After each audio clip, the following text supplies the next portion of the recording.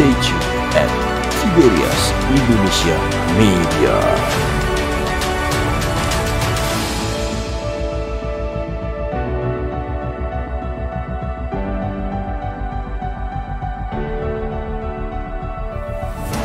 Kami bersyukur Tuhan Yesus untuk kasih-Mu, kemurahan-Mu yang berlimpah bagi kami di masa Natal ini ya Tuhan. Kami berkumpul memuji memuliakan nama-Mu, Engkau ada di tengah kami. Kami siap untuk duduk diam di bawah kaki-Mu dan dengar firman-Mu. Urapi hamba-Mu ya Tuhan, urapi setiap jemaat-Mu, Engkau yang teguhkan setiap firman dengan tanda kuasa dan mujizat. Terlebih kami akan bersatu dengan tubuh darah Yesus. Kami percaya hari ini yang sakit disembuhkan, yang terikat dilepaskan, setiap kuk dan belenggu dipatahkan. Berfirmanlah ya Tuhan, kami siap untuk mendengarkan. Dalam nama Yesus kami berdoa, haleluya. Yang percaya katakan amin, haleluya. Silakan duduk saudaraku yang terkasih, shalom. Sukacita bersama dengan setiap saudara di masa Natal ini, baik di gereja Tiberias Gading Nias maupun di rumah kita masing-masing lewat online.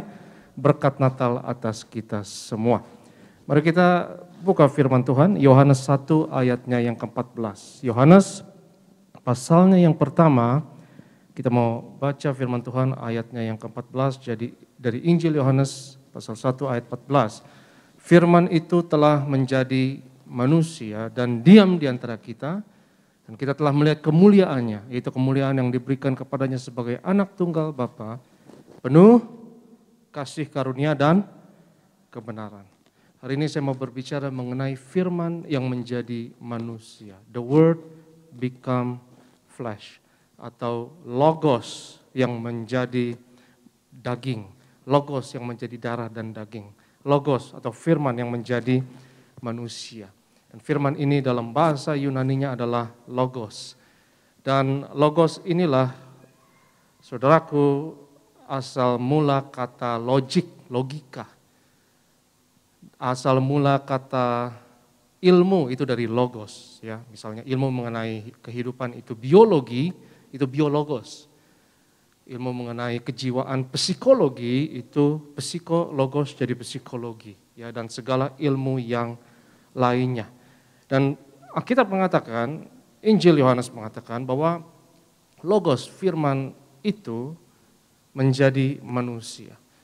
Dan ide mengenai logos, firman yang hidup ini sudah sejak purbakala, dan kita sudah temukan di halaman pertama dalam Alkitab kita, kitab Kejadian. Ketika Tuhan menciptakan Allah menciptakan langit dan bumi belum berbentuk dan kosong, gelap gulita meliputi samudera raya, dan roh Allah melayang-layang di atas permukaan air, dan berfirmanlah Allah. Tuhan berfirman.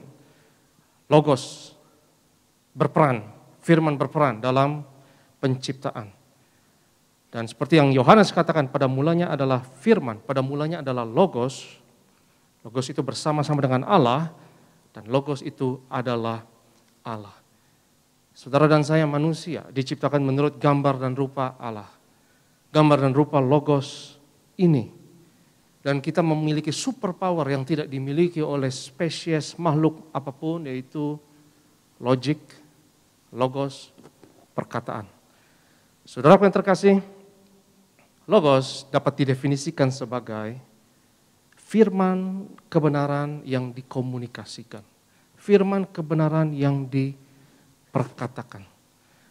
Kita manusia memiliki daya kreativitas yang luar biasa, daya cipta yang luar biasa lewat mulut saudara, lewat perkataan kita. Kalau kita perkatakan kebenaran, maka ada daya cipta yang luar biasa. Dan saudaraku yang terkasih, itu kenapa Tuhan mau yang keluar dari mulut kita haruslah hanya kebenaran. Karena firman kebenaran itu memiliki daya cipta yang luar biasa. Manusia makhluk yang dahsyat, yang luar biasa, memiliki logik, memiliki logos. Dan kata logika itu berasal dari kata logos, dan saudaraku yang terkasih, hanya kita makhluk yang bisa berkata-kata. Sekali lagi, hewan bisa berkomunikasi, tapi tidak bisa berkata-kata. Tapi kita bisa berkomunikasi, dan lebih lagi kita bisa berkata-kata. Dan kita adalah satu-satunya makhluk juga yang punya karunia logik, atau logika, atau berpikir. Kita bisa berpikir, saudara. Hewan gak bisa dibilang berpikir karena mereka mengikuti insting mereka, naluri mereka. Apa yang mereka rasa harus dilakukan, mereka langsung lakukan. Tapi kita bisa berpikir. Dan misalnya manusia berpikir mengenai masa depan misalnya. Dan saudaraku, itu perlu untuk kehidupan. Saya jelaskan seperti ini. Ya misalnya seekor nyamuk, saudara. Bagaimana nyamuk bertahan hidup di alam yang katakanlah kejam ini. Ya. Nyamuk itu sekali bertelur, itu 10.000 telur. Sekali bertelur. Dan 9.900 mati.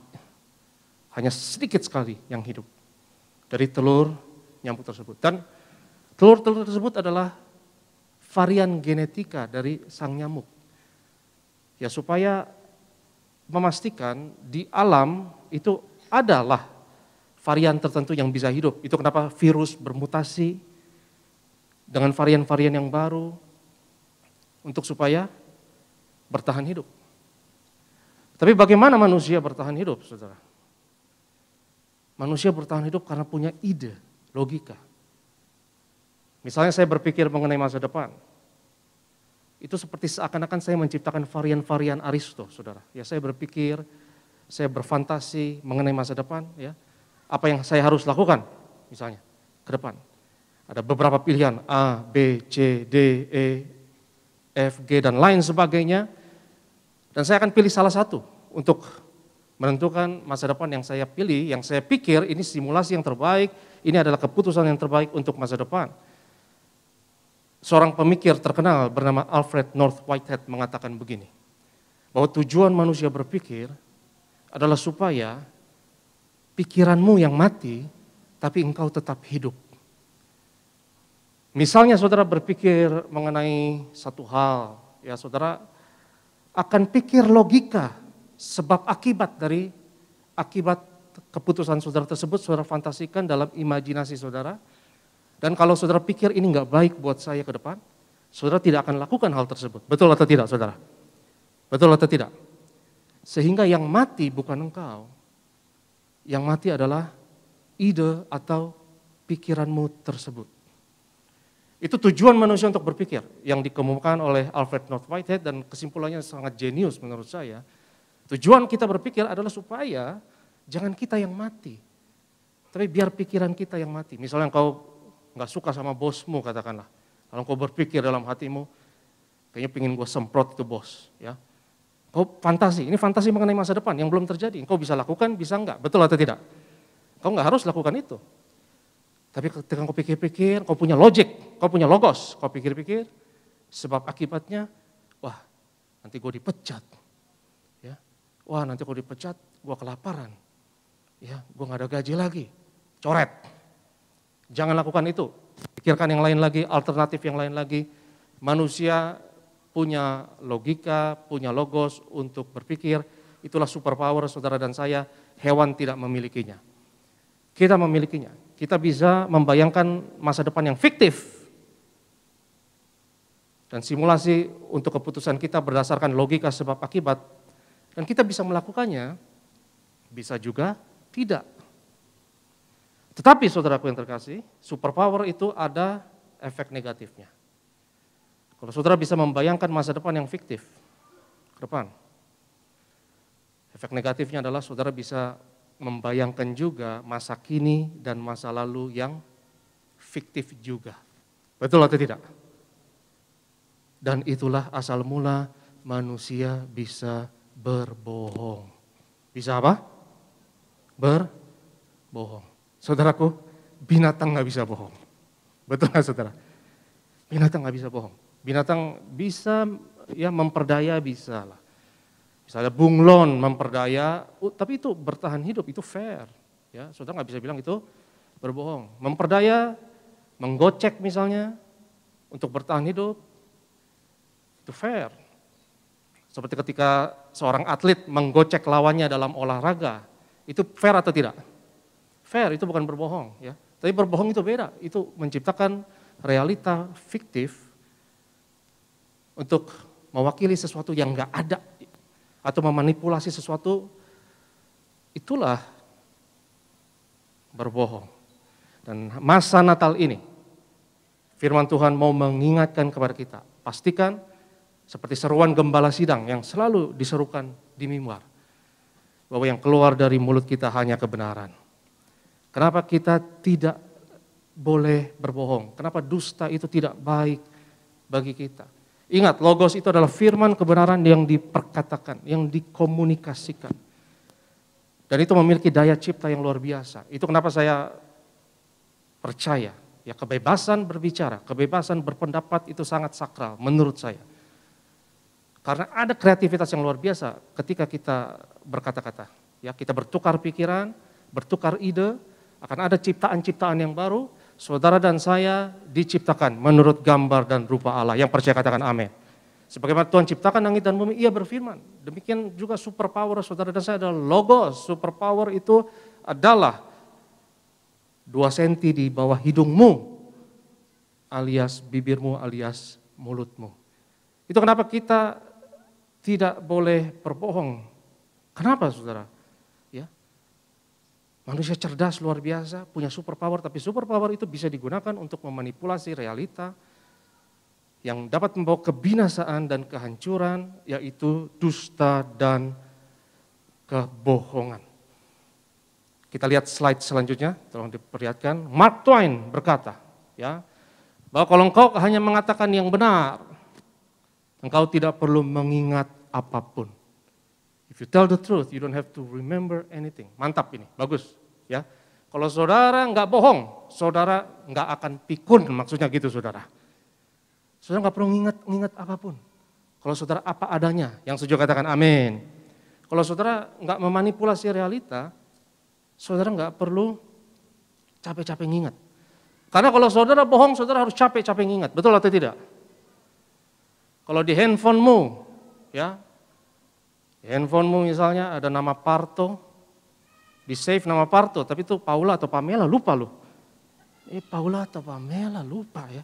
Kau bohong tuh, computing powernya itu, processing power otak kita itu cepat lemot saudara. Ya, cepat ngeheng jadinya, cepat pikun, cepat lupa, karena banyak berbohong. Kalau firman, logos menjadi darah dan daging, saya percaya logos dalam diri saudara juga harus diperkatakan.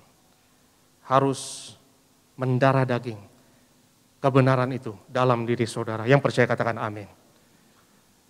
Saudaraku, kenapa kita tidak boleh berbohong? Kenapa kita tidak boleh berdusta? Coba kita lihat satu ayat di 1 Korintus pasal yang ke-13. 1 Korintus pasal 13.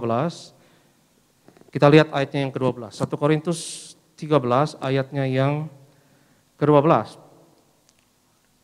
Karena sekarang kita melihat dalam cermin suatu gambaran yang samar-samar. Tetapi nanti kita akan melihat muka dengan muka. Sekarang aku hanya mengenal dengan tidak sempurna. Tetapi nanti aku akan mengenal dengan sempurna seperti aku dikenal. Saudara, manusia adalah makhluk yang terbatas. Kita tidak akan mungkin mengetahui realita dalam totalitas yang sesungguhnya. Kita nggak bisa mengerti kebenaran yang total, yang hanya milik Tuhan. Karena Tuhan adalah sang totalitas, Tuhan adalah sang absolut. Aku adalah aku. Dia maha kuasa, maha tahu, maha hadir, saudara dan saya terbatas. Kita nggak maha tahu, tidak maha hadir, tidak maha kuasa. Kita nggak akan tahu kebenaran secara totalitas, itu hanya milik Tuhan. Dalam perjanjian lama ada beberapa hal yang saudara nggak boleh pegang.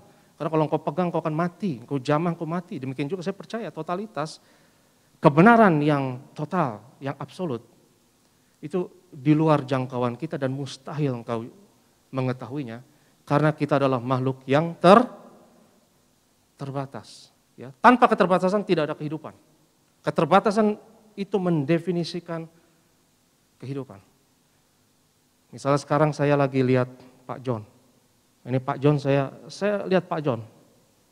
Berapa banyak hal di ruangan ini yang harus saya abaikan, harus saya cuekin, harus saya kacangin. Untuk saya supaya bisa lihat Pak John, karena saya terbatas. Saya nggak bisa lihat hal-hal yang lain, saya harus mengabaikan hal-hal yang lain untuk bisa melihat Pak John. Saya memandang Pak John, ini resolusinya tinggi di sini. Saya bisa melihat Ibu John ada di sebelahnya, tapi resolusinya mulai kabur. Ya. Saya bisa melihat ada di kiri kanan saya ada orang, saya bisa lihat. Tapi resolusinya makin kabur, makin kabur. Di ujung mata saya bisa melihat, ya, ada layar dan lain sebagainya.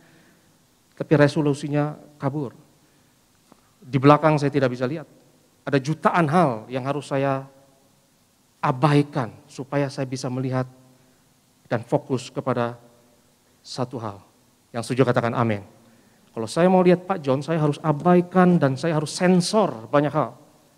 Saya harus cuekin banyak hal. Saya nggak bisa mengetahui segalanya karena saya terbatas. Itu kenapa kebenaran total hanya milik Tuhan, hanya milik Sang Absolut. Saudara dan saya tidak bisa mengetahui kebenaran total. Kita bisa memiliki hubungan dengan kebenaran, kita bisa mencari kebenaran, tapi saudara tidak bisa menggenggam kebenaran total dalam tanganmu. Yang setuju katakan amin. Nggak bisa, ya nggak ada. Jadi kalau ada orang yang mengklaim dia tahu kebenaran, itu bahaya justru. Dia akan merasa dirinya paling benar dan akan mengambil tempat Tuhan. Dan akan memandang semua orang salah, semua orang kafir lah dan lain sebagainya. Karena dia merasa dirinya paling benar dan itu berbahaya. Saudara dan saya harus tahu kebenaran total harus milik Tuhan. Tapi satu hal yang dapat kita lakukan, jangan berdusta, jangan bohong. Itu yang kita bisa lakukan. Dan itu bukan jadi alasan bahwa kita nggak punya kebenaran total berarti bohong boleh. No. Justru saudara nggak boleh berbohong karena saudara nggak mengetahui kebenaran secara total.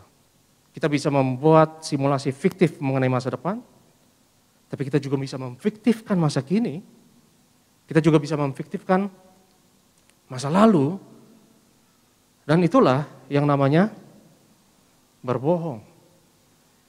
Saudaraku, saya percaya bahwa ingatan, memori itu sesuatu yang sakral. Saya percaya itu. Ya, karena tujuan saudara punya memori, katakan bersama saya memori. Memori, kita punya ingatan mengenai masa lalu. Tujuan kita punya ingatan adalah bukan untuk mengingat masa lalu. Tujuan kita punya memori adalah supaya kita belajar dari masa lalu.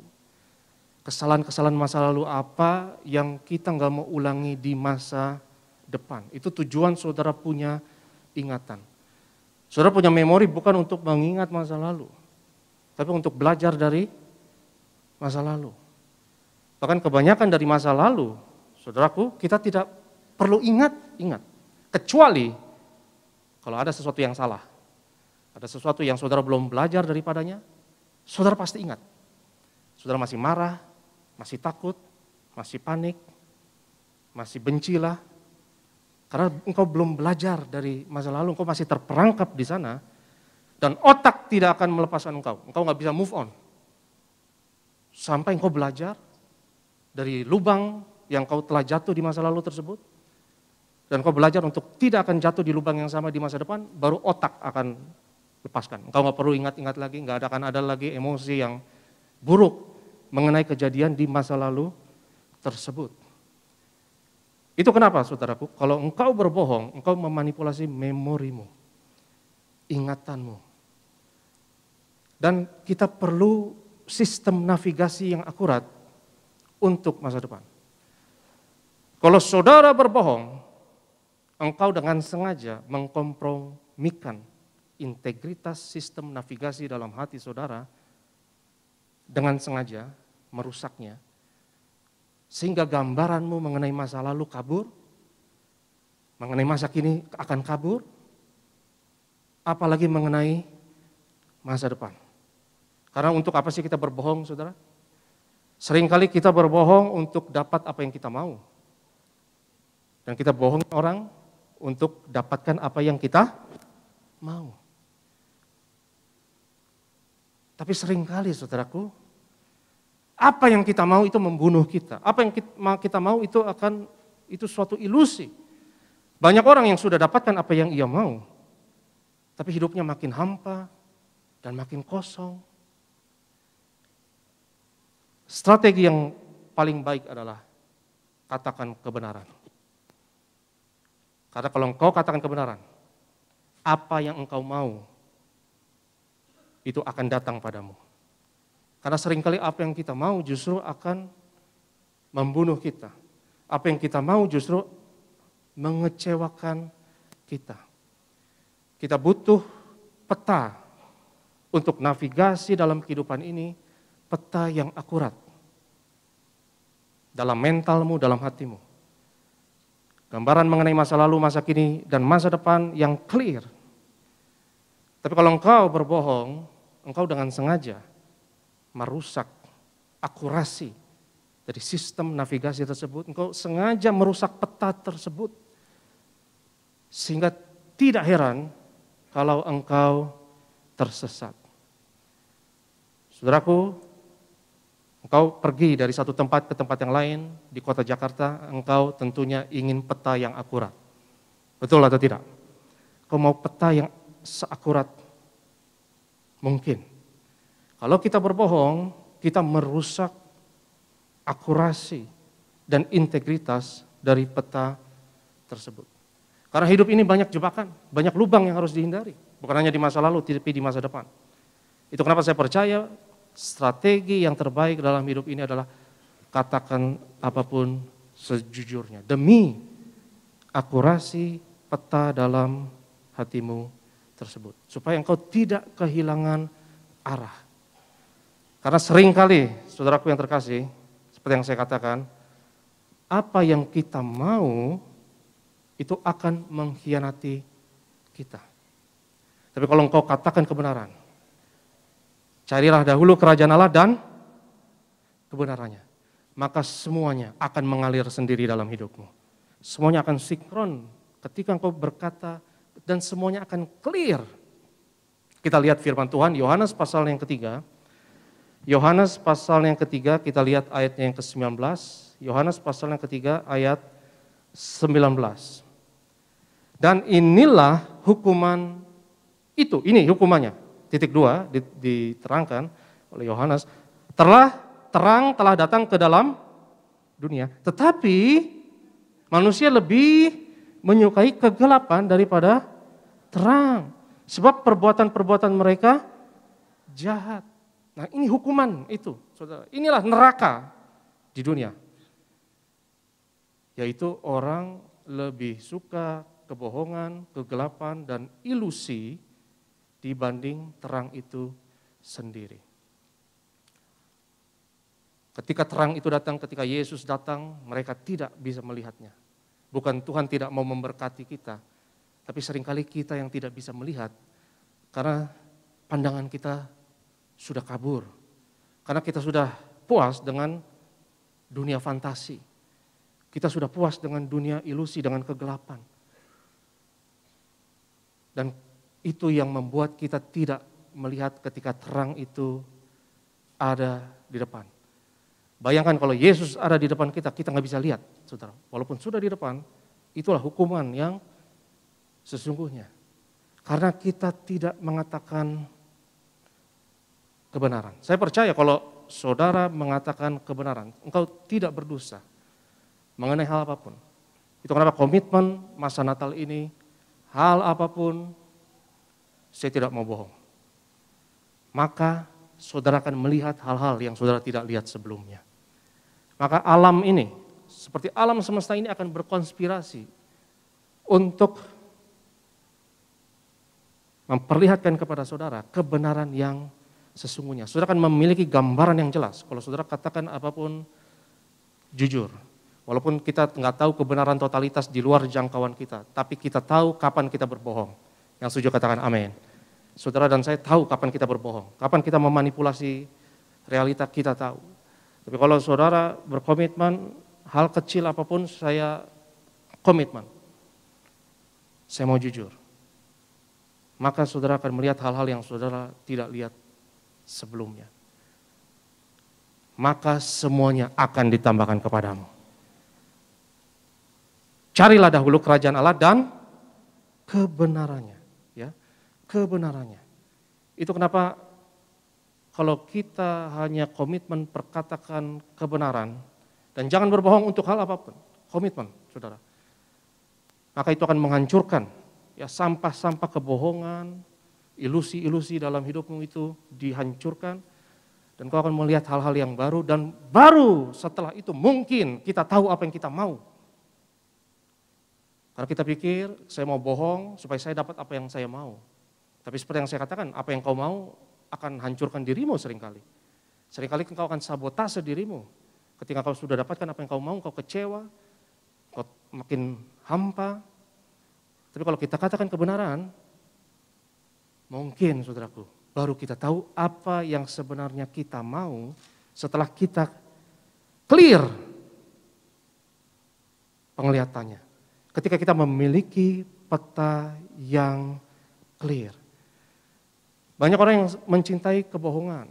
Banyak orang yang mencintai dunia fantasi, dunia ilusi. Dan sehingga tidak bisa melihat terang. Misalnya, ya salah satu contoh dunia fantasi, salah satu contoh dunia kebohongan, ya misalnya banyak laki-laki yang terjebak dalam pornografi misalnya. Ya, pornografi itu dunia fantasi yang membuat matamu gelap, engkau tidak bisa lihat realita yang sesungguhnya. Narkoba misalnya adalah dunia fantasi, itu kebohongan supaya engkau jauh dari realita kehidupan nyata yang ada. Saya suka cerita Pinocchio, saudara. Ya, cerita Pinocchio itu dibuat oleh seorang Itali, namanya Carlo Collodi. Dia adalah seorang calon pastor, mahasiswa teologi, yang akhirnya tidak jadi pastor tapi jadi budayawan. Dan dalam cerita Pinocchio itu muatan teologisnya itu luar biasa. Boneka kayu yang terjun ke laut, ke dalam perut ikan untuk menyelamatkan ayahnya. Itu berbicara mengenai kematian dan kebangkitan Yesus sebetulnya. Ya, karena Yesus berkata, seperti Yunus berada di perut ikan 3 hari 3 malam, demikian juga anak manusia akan berada di perut bumi 3 hari 3 malam. Dan boneka ini, Pinocchio ini, ya dia ketika sudah selamatkan ayahnya, dia mati. Tapi setelah dia mati itu justru ya dia bangkit kembali dan nggak jadi lagi boneka, dia jadi manusia. Dan setiap kali dia berbohong, apa yang terjadi saudara? Kalau Pinocchio berbohong apa? Hidungnya tambah panjang. Ya. Kalau saudara bohong, saudara jadi patung.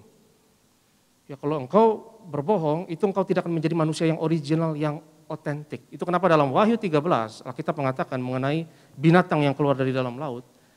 Dan binatang ini memberikan nyawa kepada patung-patung. Dan patung itu bisa ngomong, bisa berkata-kata, bisa berbuat. Karena ada nyawanya. Dan siapapun yang tidak menyembah patung ini akan dibunuh oleh patung itu tersebut. Itu kenapa saya percaya bahwa Tuhan mau kita jadi manusia yang utuh. Iblis mau kita jadi patung, boneka. Yang gak bisa berpikir, gak bisa berkata-kata, dan tidak bisa berpikir kritis, dan harus berbohong. Semakin kau berbohong, semakin engkau jauh dari realita yang ada, dan engkau seperti patung. Dan ongkos kebohongan, saudaraku, itu tinggi sekali. Apalagi kalau kebohongan tersebut harus mau dipertahankan, itu ongkosnya mahal sekali. Itu mahal untuk jiwamu, jiwamu akan korup dan keropos. Itu juga mahal untuk ingatanmu misalnya, seperti yang Mark Twain katakan, ya. Kalau kita banyak bohong, computing powernya harus tinggi, karena banyak yang harus diingat. Orang yang jujur tidak perlu mengingat apapun, kata Mark Twain. Ya, itu kenapa saya ingat, ya, misalnya di Korea Utara, saudara. Ya, Korea Utara itu populasi 25 juta orang, 1/10 dari Indonesia. Itu saya katakan 25 juta patung ada di sana. Mereka harus menyembah Kim Jong-un. Ya, mereka harus pura-pura bahagia. Mereka harus pura-pura senang. Mereka nggak boleh menderita. Karena kalau mereka menderita, ya mereka akan disiksa, akan dibunuh. Mereka harus berpura-pura mereka ada di surga yang bernama Korea Utara. Padahal itu neraka, saudara. Itu kenapa saya katakan negara, masyarakat yang dibangun di atas kebohongan itu neraka. Saya bersyukur kita ada di bumi Pancasila. Kita ada di Indonesia. Jadi kalau kita berbohong, kita akan berkontribusi kepada neraka yang ada di dunia ini. Dan itu neraka, saudara. Dan mereka harus berbohong dan harus menyembah pemimpin mereka. Di Korea Utara ada satu mitos yang dipelihara di sana. Dan saya nggak bercanda, ini beneran. Mitosnya adalah bahwa Kim Jong-un itu setengah dewa, dan kita tahu ini bohong. Siapa yang mau percaya? Zaman begini, saudara. Dia setengah dewa, dan dia sangat produktif orangnya. Saking produktifnya, semua makanan yang dia makan dan minum, itu dia nggak perlu ke toilet. Katanya gitu, saudara. Ini serius, saya nggak bercanda, beneran. Dan rakyat Korea Utara harus percaya. Ya, dia nggak pernah BAB, maaf. Karena setengah dewa. Semua yang dia makan jadi energi, katanya gitu. Itu kenapa saat Kim Jong-un ketemu dengan Donald Trump di Singapura, saudara baca di media, dia tinggal di hotel bintang 5 yang paling mahal, yang paling bagus di Singapura. Tapi dia harus capek-capek bawa toiletnya sendiri, saudara. Siapa suruh bohong? Siapa suruh ciptakan mitos yang konyol seperti itu? Hotel paling mewah tapi bawa toilet sendiri. Itu kenapa kalau saudara pertahankan kebohongan, ongkosnya mahal. Yang setuju katakan amin. Kalau saudara mau pertahankan ilusi, kebohongan, mahal ongkosnya. Tapi kalau saudara hidup apa adanya, murah meriah. Itu kenapa mempertahankan kebohongan itu mahal. Kalau kita komitmen, saya nggak mau bohong, saya mau punya peta dan sistem navigasi yang akurat dalam hidup ini. Saya mau melihat tangan Tuhan dalam hidup saya dan saya percaya berkat Tuhan dalam hidup saya melimpah. Tapi seringkali kita nggak bisa melihatnya, saudara. Kita nggak bisa lihat kasih Tuhan di depan mata sudah ada. Kita nggak bisa lihat karena kita sudah puas dengan kebohongan. Kita hidup dalam ilusi, dalam kegelapan. Seperti orang-orang Yahudi di zaman Yesus. Satu hal lagi yang Pinocchio harus lalui, kita lihat slide berikutnya. Slide berikutnya adalah Pinocchio ini, saudaraku.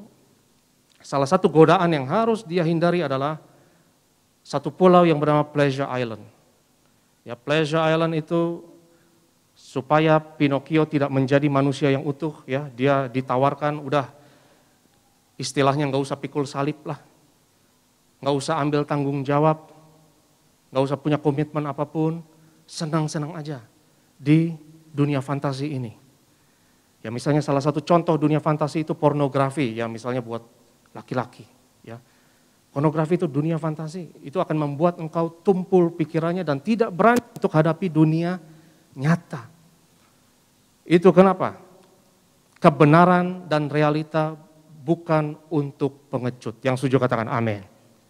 Orang yang lari ke dunia fantasi ini mau lempar tanggung jawab, mau lempar salib, mereka pengecut. Dan hari ini komitmen, jangan berdusta dan kembali ke realita, kembali ke dunia nyata. Misalnya seorang suami yang selingkuh misalnya, itu juga dunia fantasi yang ongkosnya mahal. Ya itu kenapa selingkuh selalu bersama dengan misalnya istilahnya kuntil anak. Jadi-jadian itu kan, itu ilusi, itu ongkosnya mahal. Ongkos untuk jiwamu mahal. Ongkos untuk dompet juga beneran mahal. Ada uang abang disayang. Nggak ada uang abang tendang. Saya berdoa setiap Bang Toyib balik ke dunia nyata. Ya, karena dunia fantasi yang dipertahankan itu mahal ongkosnya. Dan saudaraku yang terkasih, seperti yang saya katakan, ya, dunia fantasi, dunia kebohongan, itu dekat dengan kejahatan. Itu kenapa Yesus katakan bahwa iblis adalah pendusta dan bapa dari segala pendusta. Dan iblis disebut sebagai pencuri, pembunuh, dan pembinasa. Kebohongan yang dipertahankan itu sering kali dipertahankan dengan kekerasan dan kejahatan. Ya seperti yang contoh yang saya tadi berikan, misalnya Korea Utara, ya, yang hidup berdasarkan satu kebohongan ideologi, dan cara mempertahankan kebohongan itu ongkosnya sangat mahal. Itu harus dengan kejahatan. Dan neraka seperti itu bisa terjadi. Karena banyak orang yang berbohong. Banyak orang yang takut untuk mengatakan kebenaran. Banyak orang yang takut terhadap realita yang ada. Tapi saya percaya kalau kita berkomitmen untuk perkatakan kebenaran. Kita percaya Indonesia diberkati Tuhan. Kalau kita berkomitmen, saya nggak mau bohong. Untuk hal apapun, ya sedikit-sedikit apapun. Kalau ada orang kepo mau nanya apa-apa kepada saudara, hak untuk berbicara juga berarti hak untuk diam. Kadang kalau saudara udah tergoda mau bohong, lebih baik nggak usah ngomong apa-apa. Betul nggak? Lebih baik nggak usah ngomong apa-apa daripada apa yang keluar dari mulutmu ini adalah kebohongan. Dan jangan lakukan apapun hal-hal yang membuat engkau bohong. Kalau engkau melakukan hal-hal yang berdosa atau hal-hal yang ngawur, saya yakin saudara nggak mau cerita ke orang lain, jujur misalnya. Ini yang saya lakukan. Daripada begitu lebih baik jangan lakukan sama sekali. Ya jangan lakukan hal apapun yang membuat engkau akan berbohong. Misalnya ya di handphonemu harus bersih berarti. Ya apapun yang membuat kita bohong, bersihkan. Jangan lakukan sekalian. Dan saudara akan temukan bahwa alam semesta ini akan berkonspirasi kalau kita perkatakan kebenaran. Kau akan melihat hal-hal yang kau belum lihat sebelumnya akan diwujudkan kepadamu dan saya percaya. Kalau itu yang kita cari, itu kerajaan Allah dan kebenarannya. Semua yang kau mau akan ditambahkan kepadamu. Dan tidak akan kekurangan apapun. Yang percaya katakan amin. Haleluya. Saya undang worship leader, saya undang imam pemusik, kita mau sembah Tuhan. Sebelum kita bersatu dengan tubuh dan darah Yesus, saya undang kita semua untuk bangkit berdiri dalam hadirat Tuhan. Mari kita sembah Tuhan, kita mau katakan firman-Mu, pelita bagi kakiku, terang bagi jalanku. Haleluya.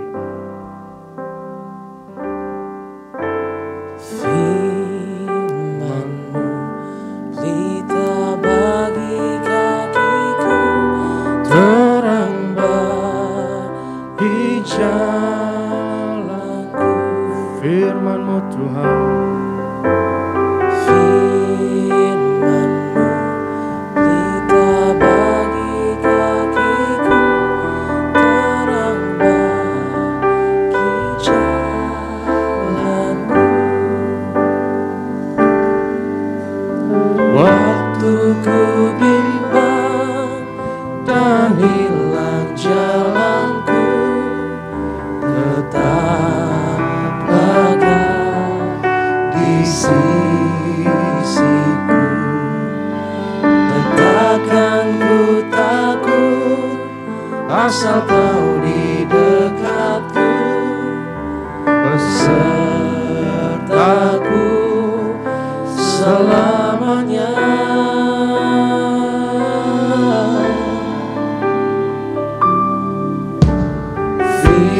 Firman-Mu, pelita bagi kakiku, terang bagi jalanku. firman-Mu Tuhan, Firman-Mu, pelita bagi kakiku, terang bagi jalanku.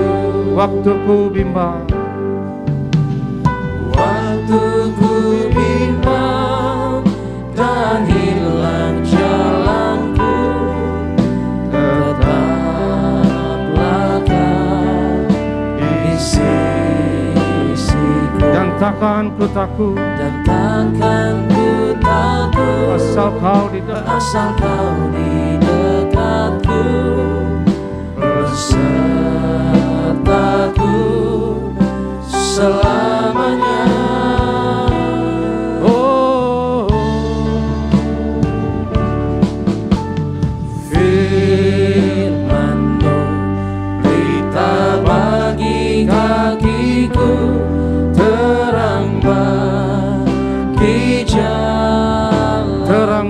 jalanku, terang bagi jalan, terang bagi jalanku, terang bagi jalanku.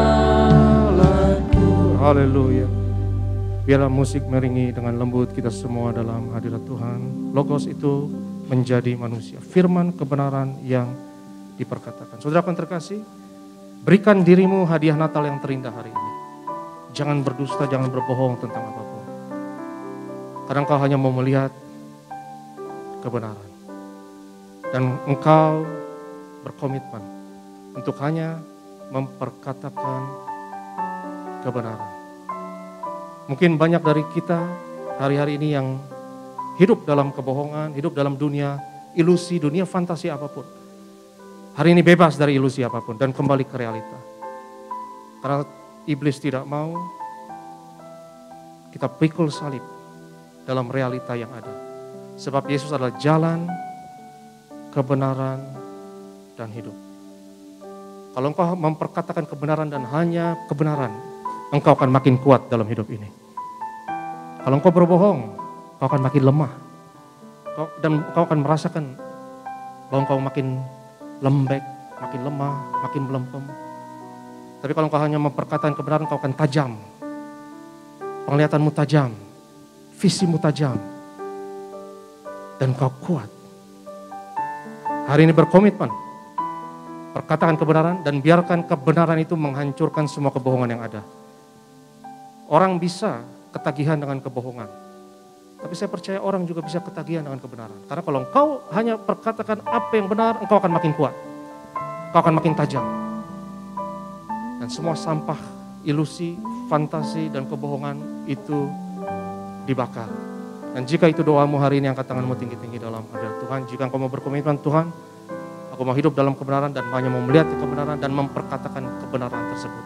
Dan setiap saudara yang katakan bersama saya dalam nama Yesus. Aku percaya, aku adalah generasi minyak dan anggur yang tidak dirusakkan. Hari ini aku berkomitmen hanya mengatakan kebenaran.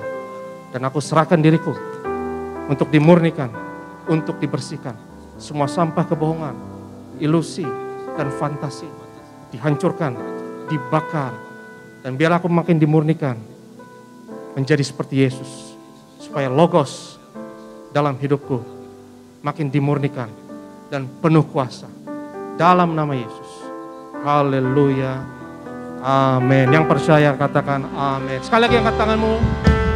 Firman-Mu Berita bagi kakiku, terang bagi jalanku. Firman-Mu Tuhan.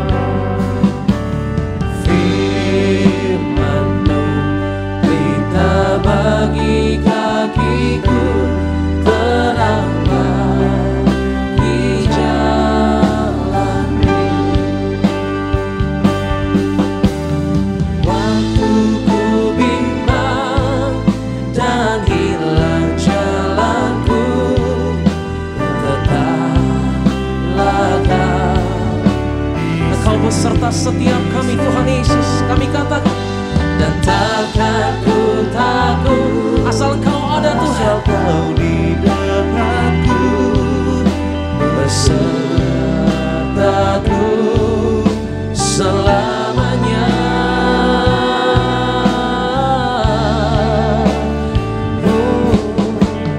Firman-Mu berita bagi kakiku, terang bagi jalan. Yang percaya berikan tepuk tangan yang paling terbaik di hadapan Tuhan Yesus. Tubuhmu dan darahmu tercurah bagi kami, menyucikan, menyembuhkan, sempurnakan hidup kami. Tubuhmu, sama-sama kita makin beri saudara kasih di hadapan Tuhan. Kita masuk di dalam Yesus Kristus. Haleluya.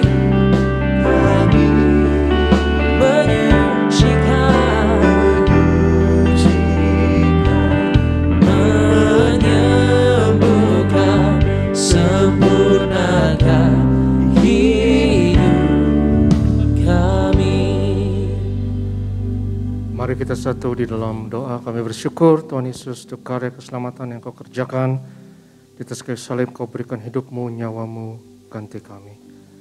Kami menghormati penderitaan yang Kau lalui dengan menghampiri meja perjamuan-Mu yang kudus. Dengan roti dan anggur di tangan kami. Roti dan anggur adalah bukti semua penyakit kami sudah disembuhkan. Roti dan anggur adalah bukti semuanya sudah selesai di atas kayu salib. Dengan perjamuan kudus ini kami menyatakan karya penebusan Yesus 2000 tahun yang lalu berlaku atas kami, atas keluarga kami. Mari kita angkat tubuh Tuhan. Yesus adalah imam besar agung dari pengakuan iman kita. Inilah syahadat pengakuan kita. Kita katakan bersama dalam nama Yesus. Inilah roti yang turun dari surga. Inilah tubuh Tuhan Yesus Kristus yang tergantung di atas kayu salib yang pertama, yang memberi keselamatan, hidup kekal di kerajaan surga. Yang kedua, tubuh Yesus menyempurnakan tubuhku agar sehat sempurna, menyempurnakan jiwa dan rohku agar aku dan keluargaku dibangkitkan pada akhir zaman. Yang ketiga, tubuh Yesus tertikam, tertombak di atas kayu salib. Kami tolak pisau operasi, pisau bedah, tidak jamah tubuhku. Kami tolak terkapar di rumah sakit. Kami tolak terkapar di meja operasi. Kami tolak celaka, mara bahaya, malapetaka. Kami tolak terkapar di ruang ICU. Aku percaya segala kutuk, segala penyakit, kelemahan sudah diangkat, sudah diselesaikan di atas kayu salib dalam nama Yesus. Inilah tubuh Tuhan Yesus Kristus. Kita makan, inilah tubuh Yesus.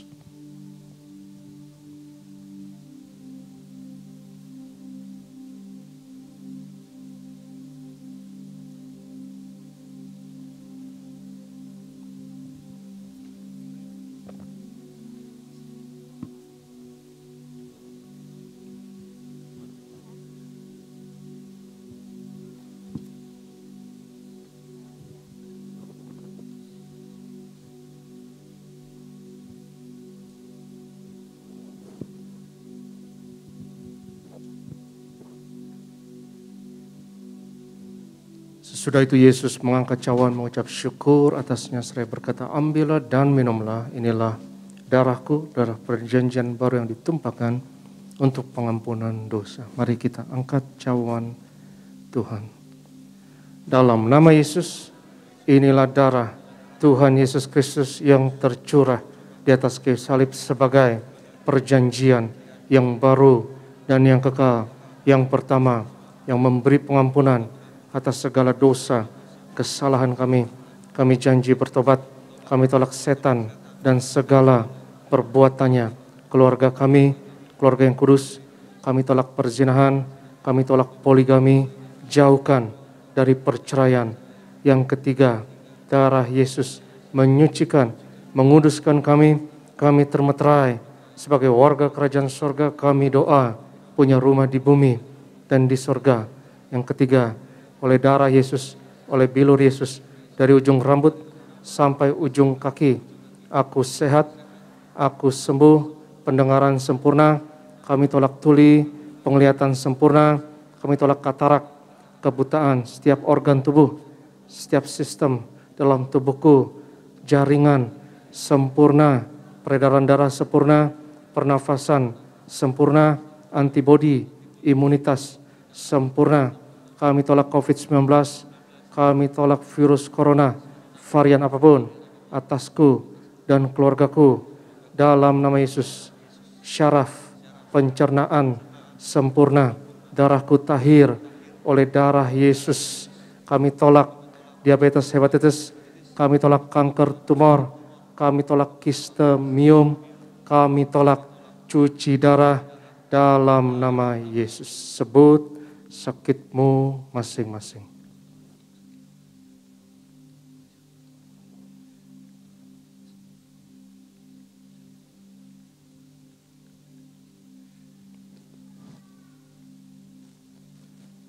Tuhan Yesus yang mengajarkan kepada gembala sidang gereja Tiberias bahwa perjamuan kudus ini lebih dari roti mana.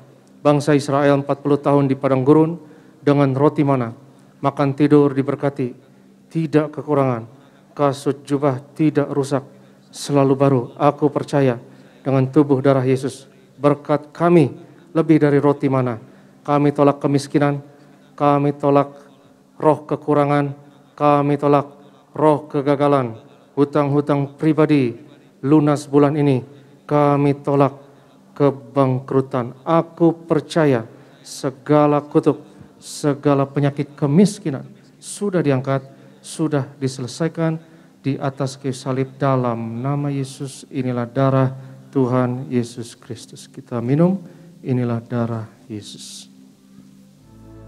Firman Tuhan berkata, di mana 2-3 orang percaya sepakat, apa yang diikat di bumi diikat di sorga, apa yang dilepaskan di bumi dilepaskan di sorga. Mari kita percaya sepakat, kita berdoa untuk minyak urapan ini.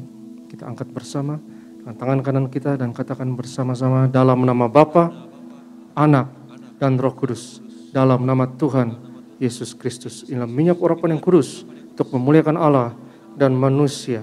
Kami memuliakan Yesus, Tuhan dan Allah kami, yang ada di tengah kami, memberkati kami. Setiap tetes oles dari minyak urapan ini, hari ini, yang sakit disembuhkan, mengusir setan-setan, hancurkan kuasa kegelapan, patahkan segala kuk dan belenggu dalam nama Yesus. Inilah minyak urapan. Oleskan atas kepala, atas dahi, atas bagian tubuh yang sakit. Kau diurapi hari ini, inilah minyak urapan.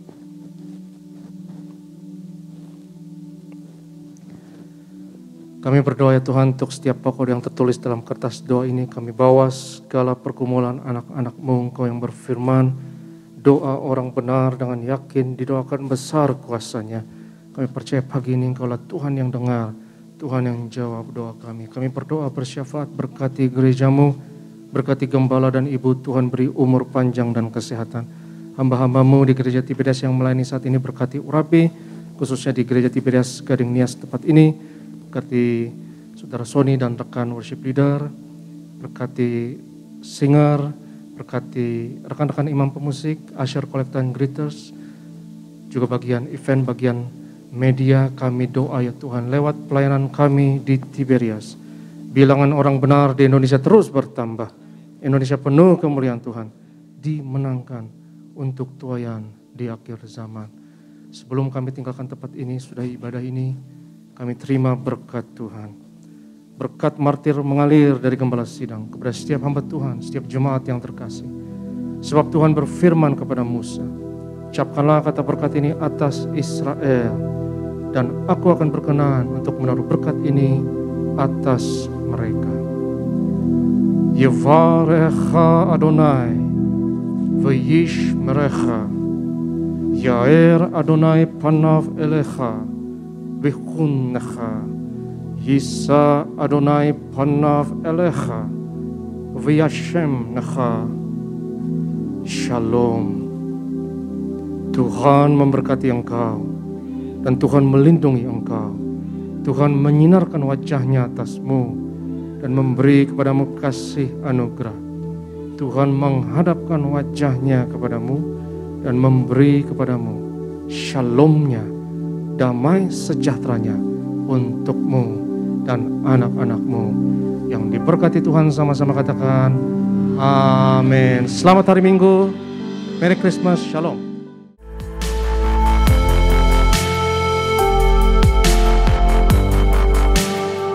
Stay tuned at Tiberias Indonesia Media.